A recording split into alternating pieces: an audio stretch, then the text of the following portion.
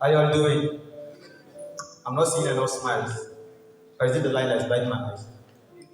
You good? Right. So, one of the things we're looking to do for the next edition of the Evolving God Helping Us is merchandise, something like this. For those of you who may not be seeing, you can meet me after and see it up close.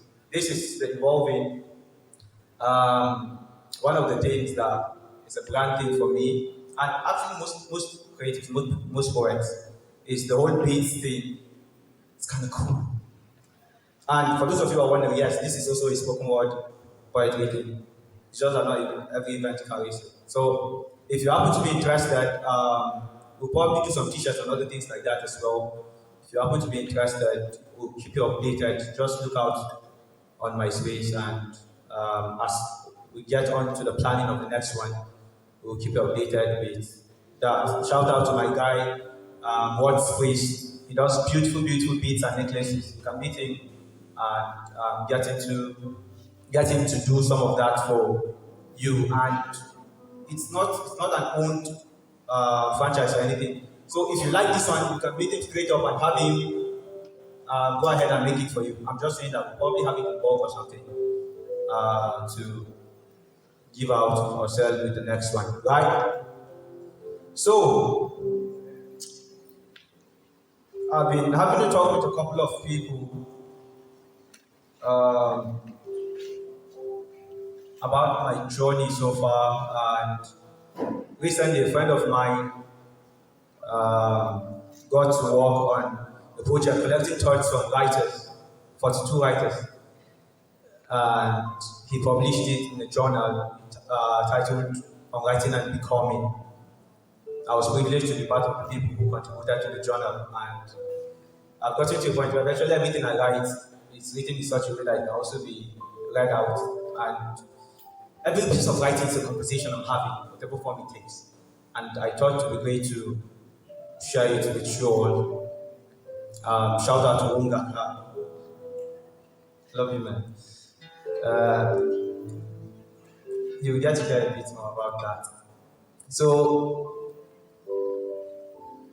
it's titled On Writing and Evolving. On Writing and Evolving. Dear friend, this letter is long overdue, like an Igbo man's container stuck on the high seas. I hope it meets you well. If it doesn't, oh well, that's also life. I do hope you plant your feet firmly on better circumstances soon. Friend, it was initially declared that this body of words leaving my body be built on formal structures. Yet the way I have learned to fly life jet has made me aversive to such formalities, ironically. Thus, this is something akin to a poem wearing a letter scale. Or maybe it is not. You decide. The purpose thereof is to speak of my evolution or my becoming, if you please. I hope it will be worth the listen.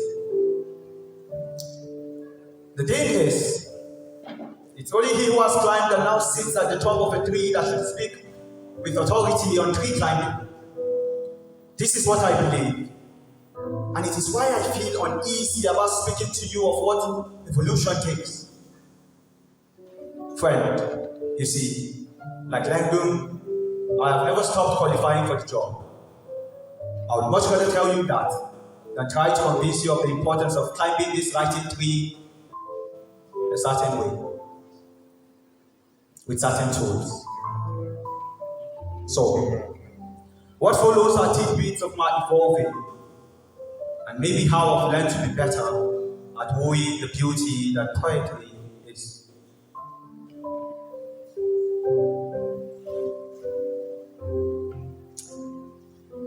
I was born on a Wednesday night, my mother told me.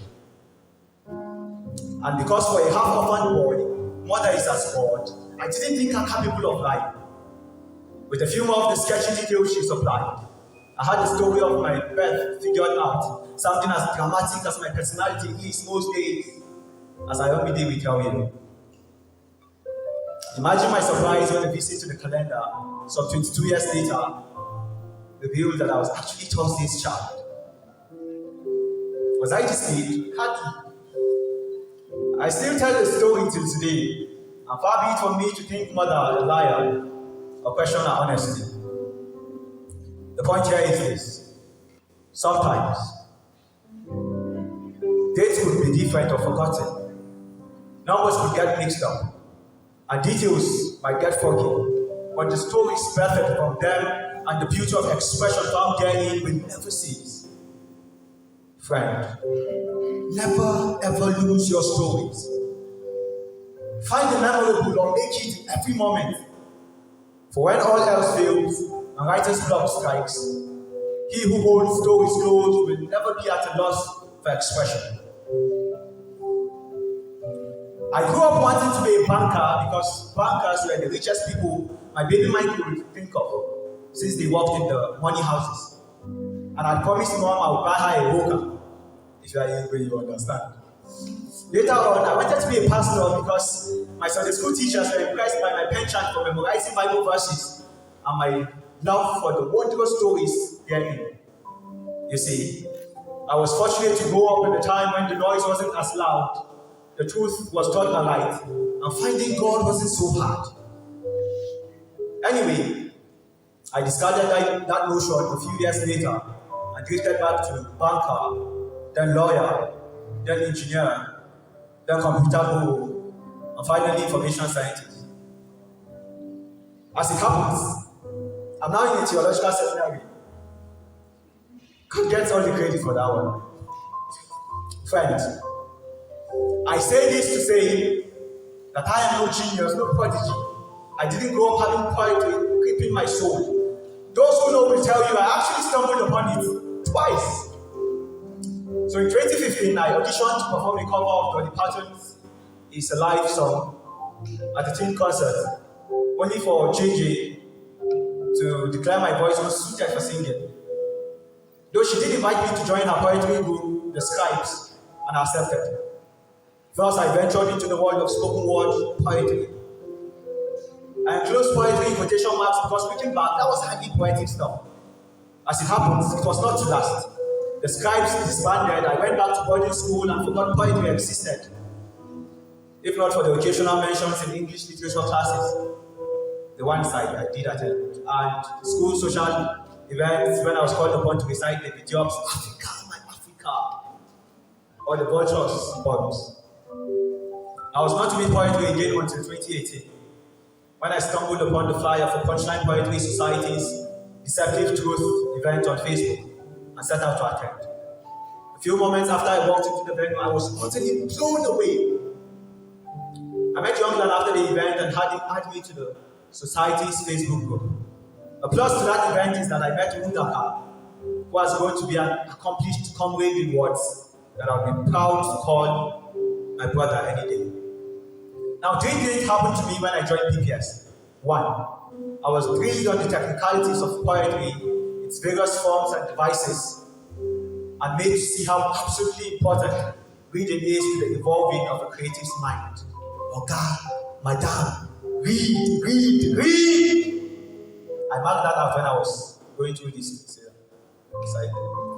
Two, I met other poets, both accomplished and budding bards, who inspired and encouraged me to deepen my relationship with poetry. And three, I got exposed to a great number of events and programs, some of which I got to perform my just blossoming poems at. Friend, I will tell you this. Your writing and creative endeavor will never flourish should you go at it without the support of a creative community that you are actively involved with. I am very much a part of PPS, and I still hold strongly to this belief. This is how I have been conditioned to be deliberately consistent with my history. God help me. So friend, as I bottle these words and put a cap on them, here is what I've thus far said. 1. Embrace stories. Find them in every moment. 2. Discover and commit to a form of expression that sings to your soul. Poetry happens to be it for me. Whether or not your creative genius or innate talent seems apparent at the start, stick to it. 3.